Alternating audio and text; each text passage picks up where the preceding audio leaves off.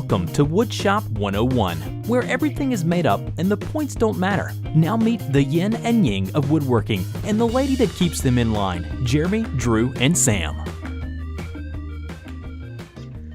Hey guys, welcome to episode number 80. Tonight we're going to talk about how we handle unrealistic clients, which I'm sure we've all dealt with. And we're joined tonight by Adam Beasley of Lazy Guy DIY. How's it going, Adam? Pretty good, guys. Thanks for having me back once again. Thanks for coming back once again. Magical things. Magical things happen. Well, tonight is our fast and loose episode. We're just going to get down to the nitty-gritty of the subject matter. But before we begin, we do have a sponsor that we need to recognize for this show. And the sponsor is Leesa. Leesa Mattresses is an innovative mattress brand that's challenging the often dreaded traditional mattress buying experience. No one wants to visit those awkward and grungy mattress stores when you're forced to spend thousands of dollars on a subpar sleep experience. Leesa has completely changed the game, so you can now enjoy the comfort of a luxury mattress at a fraction of the price, and they are nice mattresses. The Leesa mattress starts at just $575, and Leesa provides a complimentary 100-night risk-free trial and free shipping. Always, so you can properly try out the mattress in your comfort of your own home. At Leesa, it's all about the quality. The incredible, comfortable Leesa mattress is a 100% American-made and comprised of 3 high-quality foam layers that provide cooling, contouring, and pressure relief. With over 10,000 five-star customer reviews, you can trust that the mattress is a game changer. Please visit Leesa.com today and use the promo code Countryside75 at checkout to save $75 on your next Leesa mattress. So, now that that's out of the way, the topic, like we said before, is what do you do about unrealistic clients? Do you reject the business at the first sign of the crazy risk or bad PR, or how far do you let it go? Explaining material costs and build capabilities before you pull the plug. I'm pretty sure all of us have had some unrealistic clients. I know I have. I'm pretty sure that you guys have, since you do custom work. I did a lot of custom work in the beginning. Adam, how long you been doing custom jobs for people? A little over a year now. And Jeremy, you've done it quite a lot longer, haven't you? I've been doing custom jobs since probably about 2010, 2011. Okay, yeah, I've been doing since 2006, roughly. So yeah, we've all had our share, I'm sure. So, Adam, I guess we can start with you. Whenever it comes to a client, I mean, is there one that sticks out in your mind that you had this happen to? Because you're the one, I think, that came up with this particular subject line, because I mean it is something that a lot of us face. So is there something that you come across, and Absolutely. How did you handle it? Did have it happen. It's happened a couple times, and it usually is when a client comes to me and they have no idea what they want. It's like, I would like a table, but I don't know what the table needs to look like. I need a desk. I don't know what I want. I don't know what material I want it made of. And so then usually I design all my own work and try to make it original, try to make it a little bit unique, and maybe borrow from elements from other things, because you can only be but so original. But it's when you start designing over and over and over and over again, and that's what caused me to ask you all the question. Because I've only been doing this for a while, I'm trying to be patient as possible. I work through it because designing only takes up so much time. So if I were building things and throwing them in the dumpster like some people do when they get unhappy with their work. Who would do that? I have no idea who would do that. Recycle bin. Exactly. Bin. Recycle or bonfire, one of the two. But yeah, I've just continued to design for them until we found a design they're happy with. But it's when they don't know what they want, it makes it difficult. Well, that's no doubt there. In my case, it's been they know exactly what they want. and I refer to this desk that I just got done doing, and this client knew exactly, down to the letter. And I have had this happen twice since I started doing custom work for people. The first one was that pipe organ console that I did a long time ago, and I think I did a throwback on my Instagram feed. If you guys haven't seen that, you need to go check out that pipe organ console, because it was crazy big. He sent me a SketchUp file that had everything down to the letter. T's were crossed, I's were dotted, everything. And I didn't have to do a lot of redesign work, because the boy recently basically just designed it all himself, which I was happy that he did. And I was nice that I had a plan to go off of. But the problem was that he had all these requirements to make it that I had never tried to accomplish before. Bent lamination, that was my first time to do that. Spline work for joining some of the frame and panel sides. I mean, I had never done that crap, and it was crazy difficult. And now that I've got to this desk, my brother had this design in his head that he wanted to accomplish with building this desk, and my client couldn't see it in his head, so I had to design it on SketchUp. Well, when I sent it to him, I had to think about all of these things that we needed to accommodate: the leveling feet on the floor, the leveling feet for the tops of the desk, because he wanted it to be exactly flush. He didn't want it to have any dips or valleys, because it would drive him crazy. It had to be a certain height. Couldn't be any taller, couldn't be any shorter. I mean, it was so crazy, all the problems that we had to sort through just to make that desk. And I've never seen a desk in my lifetime that has that much engineering to it. And when we were going through that whole process, my brother and I was like, dude, what did we get ourselves into? I mean, yeah, we wanted to make a really nice desk, but at what expense?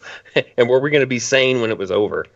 Well, speaking of expense, I'm sure there was plenty of expense that went into it, because you have all these different things you're trying to engineer. So, oh yeah, definitely. And we had to go back a couple times to get more steel, because he would call us, or he'd text us some idea that just kind of came to his mind, like, can you do it this way? Because I don't know if I'd like it the way it is in the SketchUp drawing, but can you do this? And we're like, dude, we can't work miracles sometimes. So yeah, it's trying. That desk is awesome.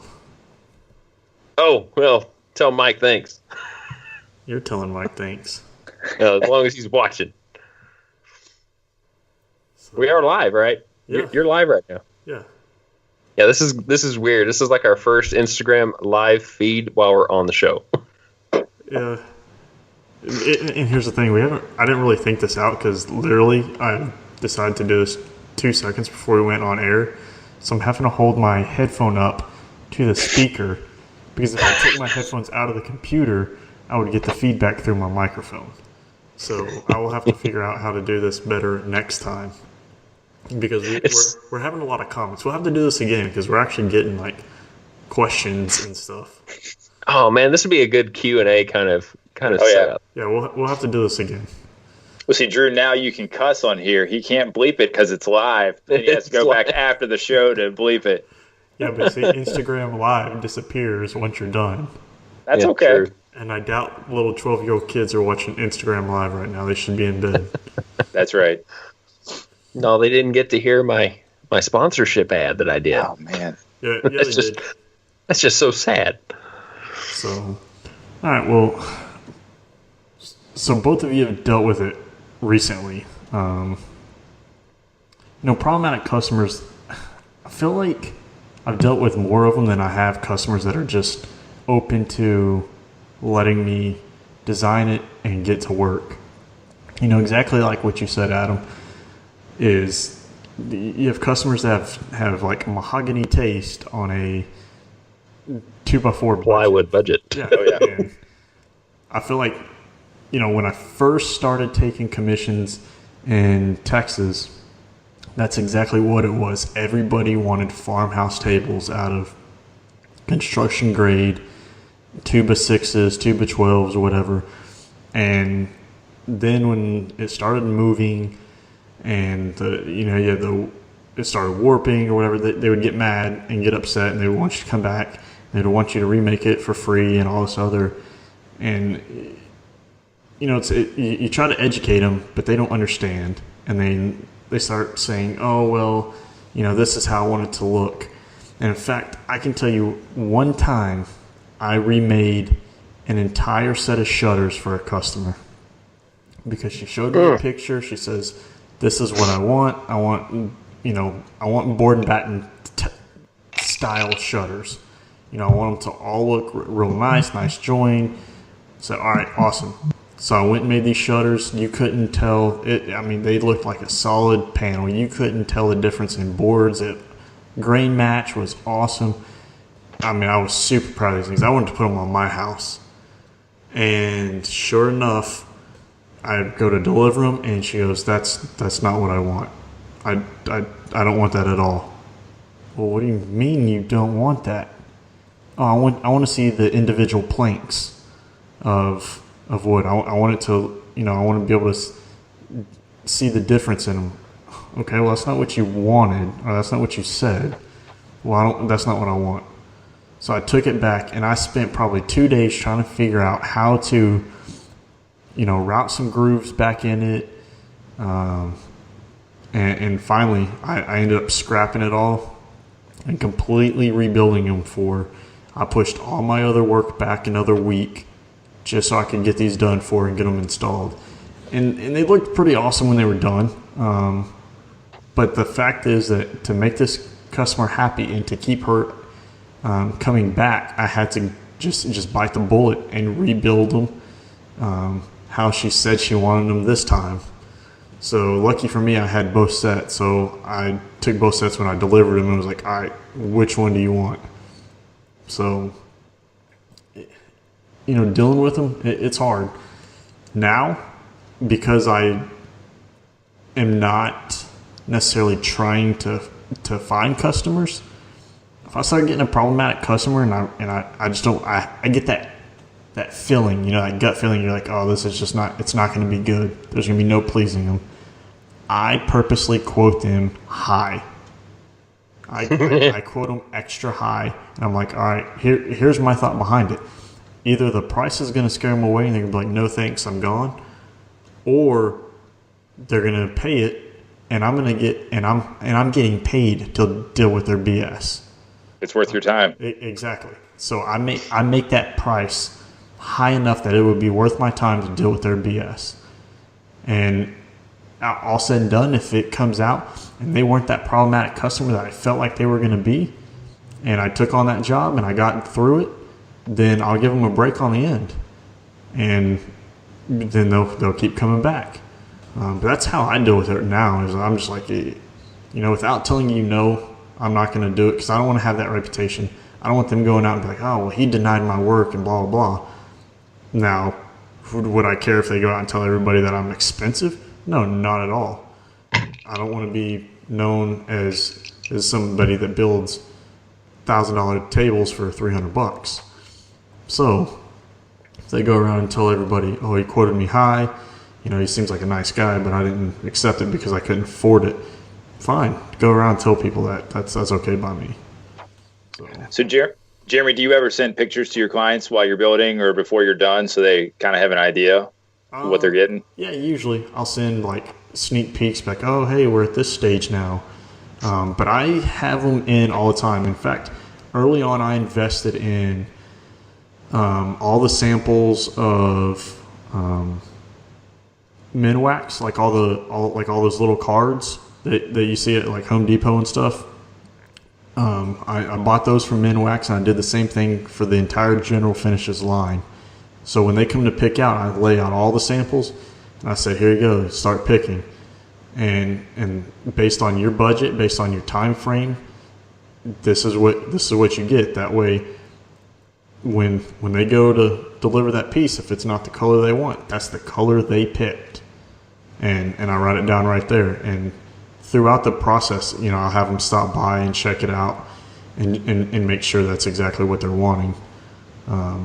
But sometimes that can bite you in the butt because you can be at a certain point and they're like, no, this is not how I wanted it to go. And you got to go back 3 or 4 steps versus if you were to get all the way through the end and they see the end product and they're like, that's really nice. That's not exactly what I wanted, but that's super nice. And that's what I want in my space now. So I will say that I will say that sending text messages or emails to the customer gives you your written consent or their written consent on approvals for things that are being done in this project. I mean, when we were doing this desk, we'd send text messages to the client. This is where we're at. This is the paint that we're using. What do you think? The stained top, I sent like 4 different samples with my brother. He took it back to the sample that he had at his shop, took pictures of them all, and sent them to him and see, which one do you like? Do you want a different color? Do you want this color to match? And having that proof saying, yeah, this is what I want, and then keeping that until, the project's paid for and out of your hands and everything's clean. It's probably beneficial to do that instead of just taking verbal, yeah, go ahead and do it this way. Because then when you deliver it and they say, no, I didn't tell you that. So I don't know. That's a good thing that we did for this desk.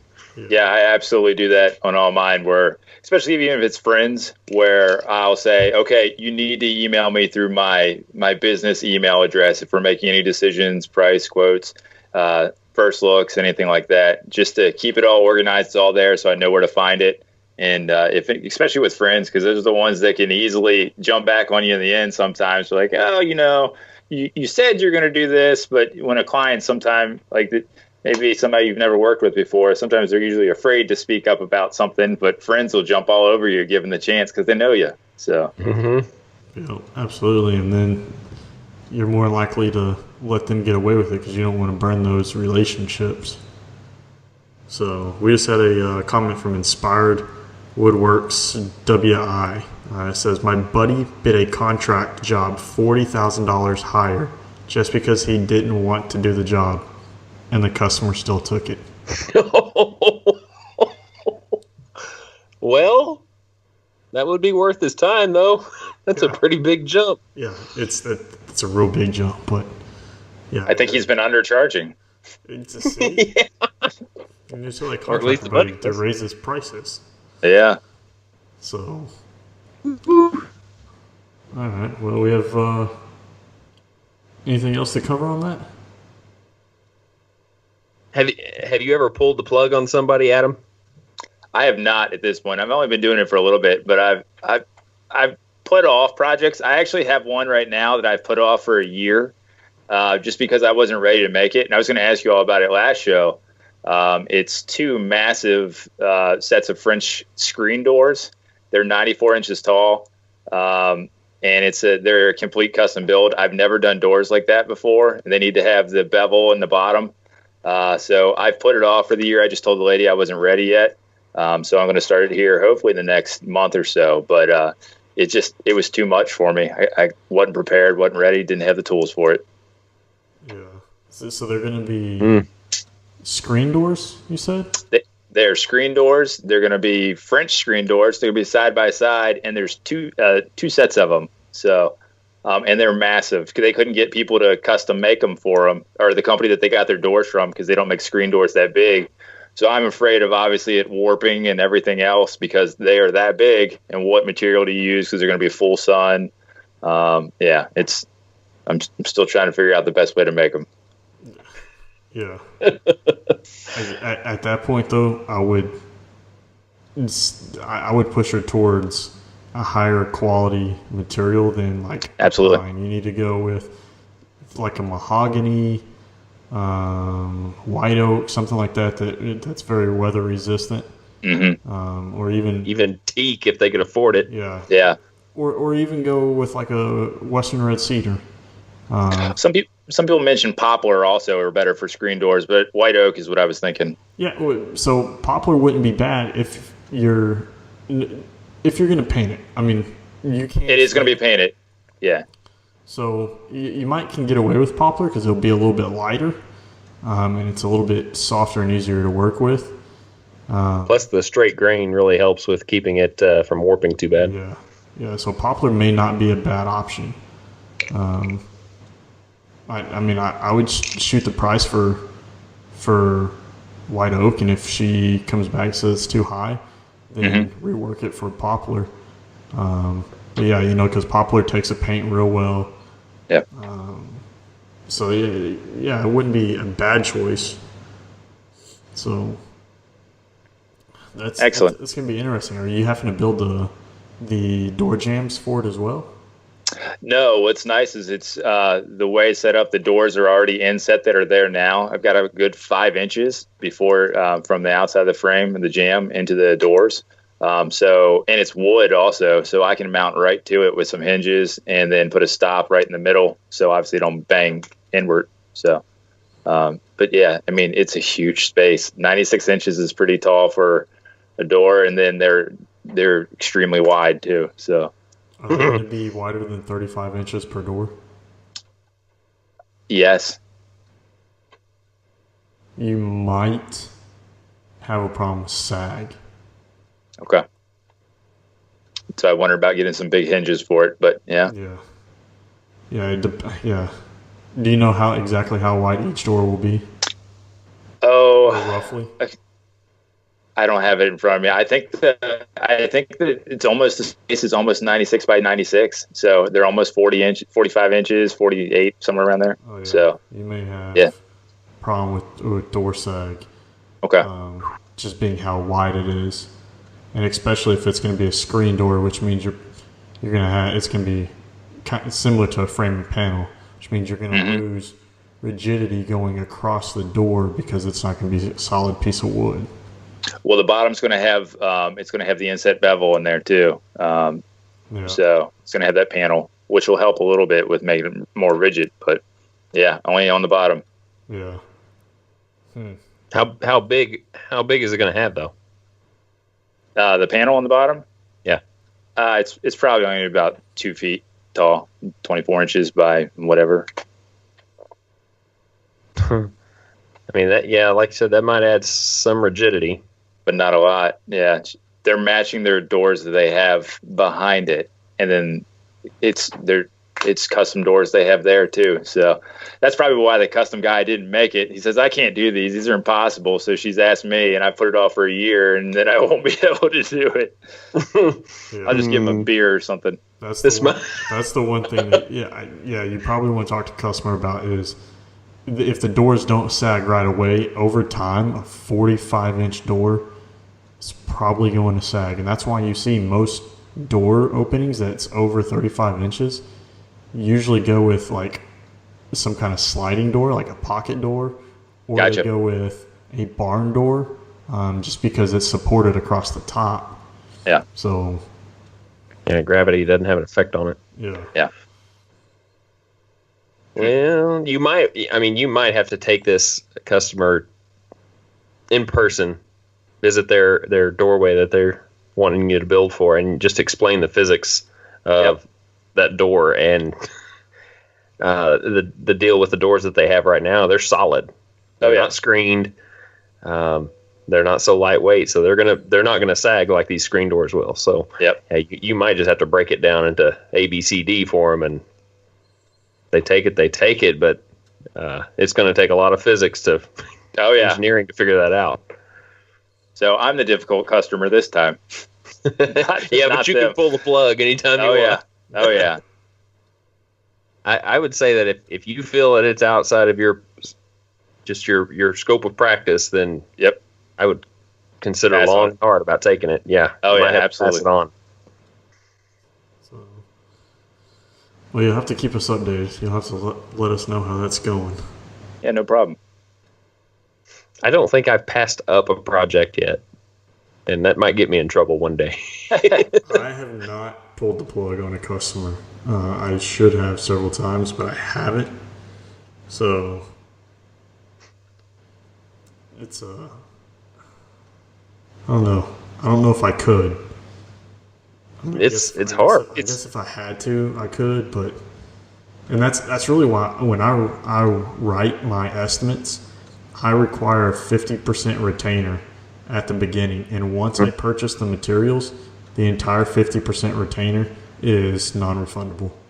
Gotcha. So I send an email out to the customer because I require, if you want to go onto the schedule, you have to pay your retainer. You don't go on the schedule until your retainer's been paid. So if when I was in the height of it, I was a 4-week, 5-week lead time, and I would have retainers paid as soon as they wanted to be put on that schedule. So sometimes that'd be 4 or 5 weeks, and I would tell them ahead of time, like a week ahead. I'd be like, all right, hey, you're next up on the list. It's going to take me a couple weeks, for depending on the project. I'm getting ready to go purchase materials, so I would give them all the opportunity to know, like, hey, your retainer has not been used yet, but as of this day, it will be. So if you want to back out, or if you want to make modifications, something like that, now's the time to do it. Here's my question to you, Jeremy. Did your wife pay the retainer for the dining room table? Yeah, she has 10 years of marriage and putting up with my bullshit. Oh, you're going to have to bleep it now. 25 minutes and 43 seconds. Oh, that's funny. Why'd you have to ask me that question? You done got me worked up. He gets kind of worked up when it's talking about his wife and that table. There you go. Your table is like my desk. Here, if you guys are wanting an update on the table, it is coming along. It's been cut down. It's all. I mean, it is all shaped, ready to go. I'm filling some knots with epoxy, and tomorrow, after my son's 4 soccer games in the morning, I will be flattening the tabletop and doing the edge profile on it tomorrow. So hopefully on Sunday or Monday, the first coat of finish will go on it. I am going to have to make a couple sample boards, so hopefully you can make the sample boards tomorrow or Sunday, because so how I plan on staining it or finishing it is a General Finish High Performance, which is a water-based poly, and I want to tint it with transtant dye. Now, I don't know, do I put a coat of clear down first and then lay a layer of tinted finish down, or do I layer, or is my first coat a tinted layer? I don't want this is all experimentation, being poplar.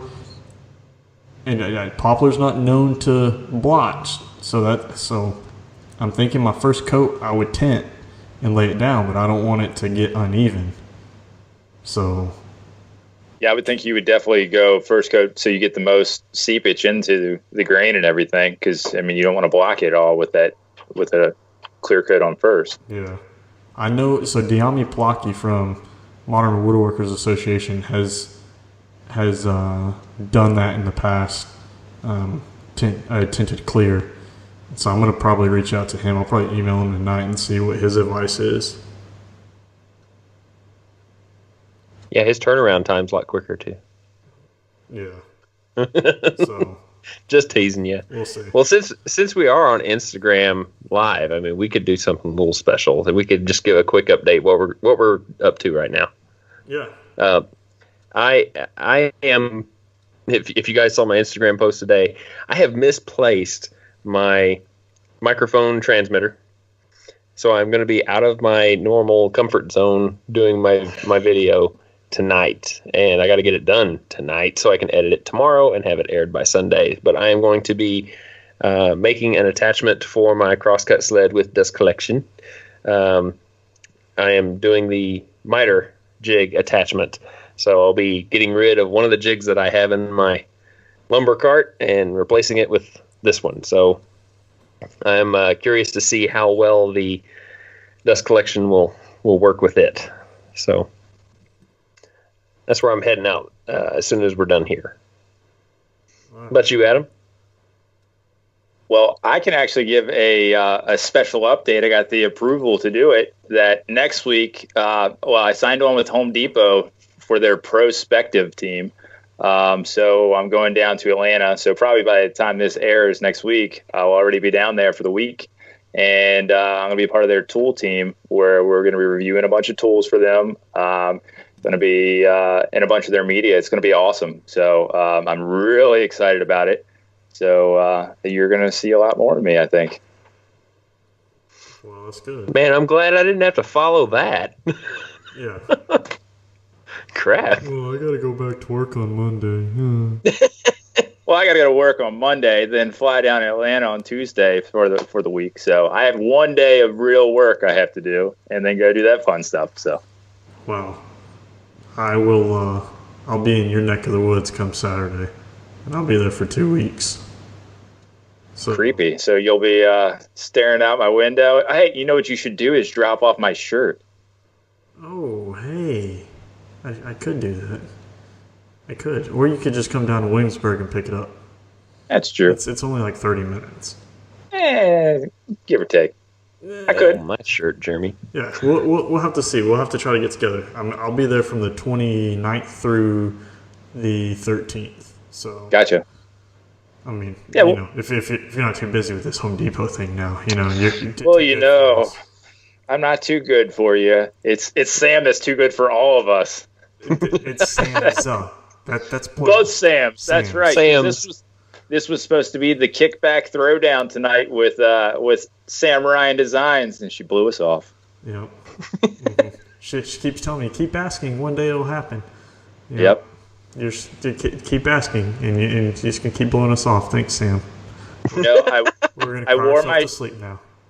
I wore my shirt tonight, and I was going to tell her that I'll open the campaign back up. That I said I was never going to sell any more of these, and I was going to be like, "Okay, Sam, just for you, we'll sell some more." Nope, not anymore. Sorry, guys. She Just a blew spider. it. That's One right. person ruined it for everybody. That's right. Yeah. Have to wait for the next ones. All right. Well, are we done with this subject matter, we think? Yeah. Think- Let me. So we're Killed getting it. some good questions and comments on Instagram. So you guys know this is our short episode. I am going to write down your questions, your comments, and I will throw them in on the next show.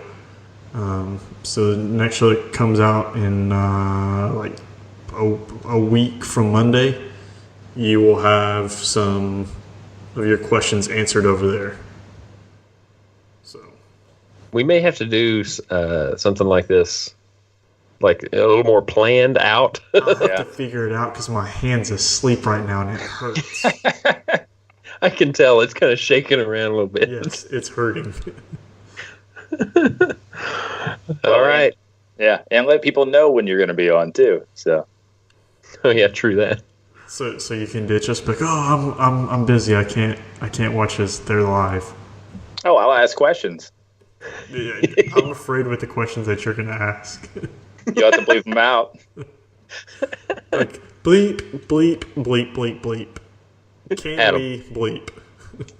No, I'm married. Thank you. So All right. Well, if you guys have any kickback on this particular episode, if you've had some clients that you've dealt with in the past that you have had to pull the plug on before, we'd really like to hear them. You can send us an email at kickback@woodshop101podcast.com and send all of that to us, and we'll feature it on a future episode. So before we get off here, Adam, I know we've done this before, but you are a special guest, so you can tell people how they can get a hold of you if they need to. Sure, we are the countdown to 4,000 still, so Oh, about shut up. 100. You're gonna get there one day, I promise. I'll do One a day. follow. I'll do a follow Friday for you once, and then Jeremy, I'll do a follow Friday for like 2 years for you, buddy. wow. gee, We'll thanks. get 2 years. I'm just kidding. Ouch. I'm just kidding, guys. Yeah, you can find me on Lazy Guy DIY, but I'm sure a bunch of people are going to unfollow me now because I'm being mean to you guys. But that's on Instagram, Facebook, and Twitter, and website is Lazy Guy DIY as well. Whatever. They'll probably follow you just because you're being mean to us. They might. Hey, I'm like 5 away from 1,000. So see, he just needs one follow. One follow Friday. There you go. I'm not stopping at 1,000. Oh, okay. Life's not over at 1,000. Retired. Yeah, I'm done. He's gonna hang it up. Gonna hang it up right then. Got my 1,000. I'm out. Well, if you guys want to get in contact with Jeremy or myself, you can go to our respected websites, which is rhwoodshop.com and countrysideworkshop.com. Be sure and click the Contact Us section, fill out the form, and be sure and check back on the podcast later on because we do feature those questions and kick back on the show as well. We're usually pretty quick about responding, but if you want to get in contact with all three of us, whoever that guest host may be at that time, you can send us the email at kickback@woodshop101podcast.com or call the voicemail, which we really like to have, which is area code 409-234-3959. If you guys need any of that information, it will be in the show notes down below this particular episode, so be sure and check that out. So we want to thank Lisa again for sponsoring this episode and having Adam on the show with us. It's been a blast the past 2 episodes, so thank you very much, Adam. Thanks, guys. Yeah, thanks. And we hope you guys on Instagram Live have enjoyed the show so far. And be sure and check back whenever it does air, which I think will probably be Monday. If my hands will start working again. Okay. I'll wake up by then. I got to get off here because Jeremy's wussing out. So from Jeremy, Adam... You texted me earlier and was like, hey, we got to make this quick. We did have to make this quick. So from Jeremy, Adam, and myself, we want to wish you guys well. Please be safe in your shops. We will talk to you on the next podcast. So 1, 2, 3. Boom! Boom!